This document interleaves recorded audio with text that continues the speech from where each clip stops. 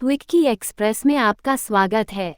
आज की कहानी है तेनाली रामा की कहानियाँ। मनहूस कौन?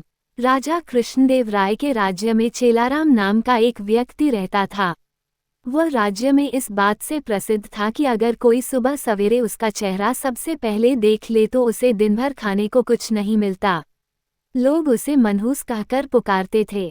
बेचारा चेलाराम इस बात से दुखी तो होता, लेकिन फिर भी अपने काम में लगा रहता। एक दिन ये बात राजा के कानों तक जा पहुंची। राजा इस बात को सुनकर बहुत उत्सुक हुए।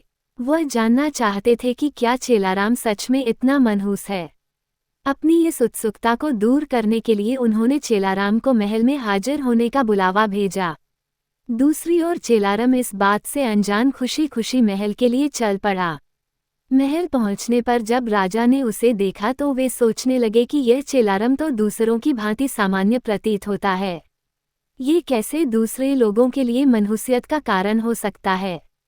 इस बात को परखने के लिए उन्होंने आदेश दिया कि चेलाराम को उनके शयन कक्ष के सामने वाले कमरे में ठहराया जाए। आदेशानुसार चेलाराम को राजा के कमरे के सामने वाले कमरे में ठहराया गया।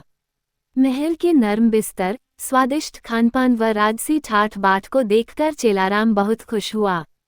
उसने भरपेट खाना खाया और रात को जल्दी ही सो गया। अगली सुबह जल्द ही उसकी आंख खुल गई, लेकिन वह बिस्तर पर ही बैठा रहा। इतने में राजा कृष्णदेव राय उसे देखने के लिए कमरे में आए। उन्होंने चेलाराम को देखा और फिर अपने हर रोज के जरूरी काम के लिए चले गए। उस दिन संयोगवश ही राजा को सभा के लिए जल्दी जाना पड़ा, इसलिए उन्होंने सुबह का नाश्ता नहीं किया। सभा की बैठक दिन भर इतनी लंबी चली कि सुबह से शाम हो गई, लेकिन राजा को भोजन करने का समय न मिला।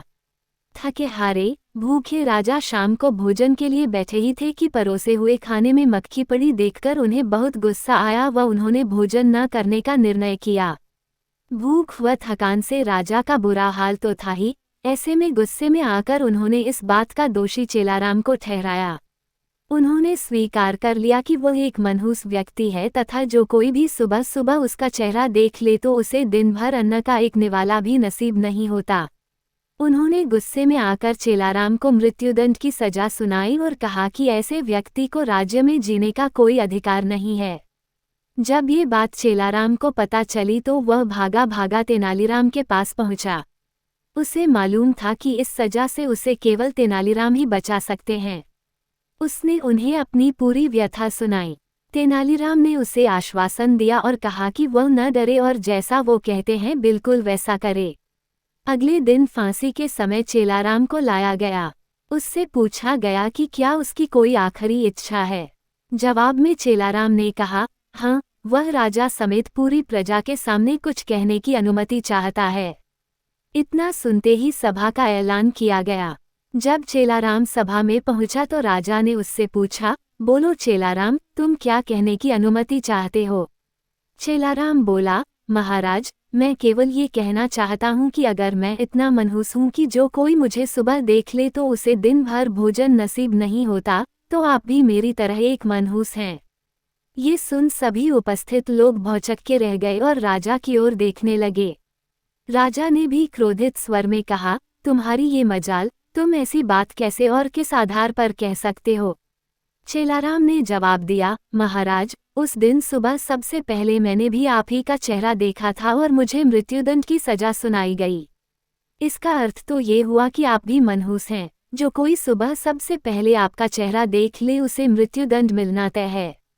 चेलाराम की यह बात सुनकर महाराज का गुस्सा शांत हुआ और उन्हें यह एहसास हुआ कि चेलाराम निर्दोष है।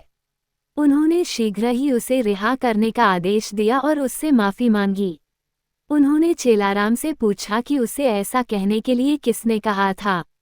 चेलाराम ने जवाब दिया, तेनालीराम के अलावा कोई और मुझे इस मृत्युदंड से नहीं बचा सकता था। इसलिए मैंने उनके समक्ष जाकर अपने प्राणों की गुहार लगाई थी।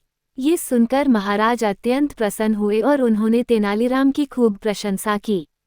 उनकी बुद्धिमानी को देख महाराज ने उन्हें रत्नजड़ित सोने का हार इनाम स्वरूप दिया।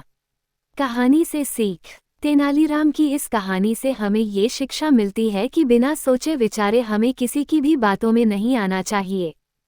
सुनने के लिए धन्यवाद। मेरा चैनल सब्सक्राइब करें, लाइक और शेयर भी करें। धन्यवाद।